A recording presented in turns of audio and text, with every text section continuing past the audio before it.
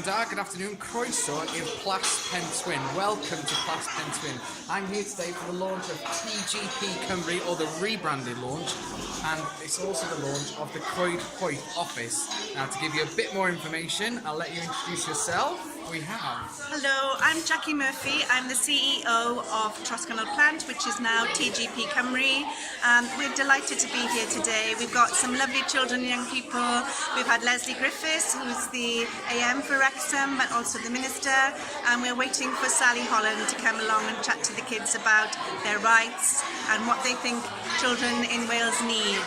It's been a lovely day, and I just want to thank everybody that's come along, and just to say to people, if you don't know what we do, we're much more than an advocacy provider. Have a look at our new website and just check us out and drop us a line if you want to know anything else. Thank you very much.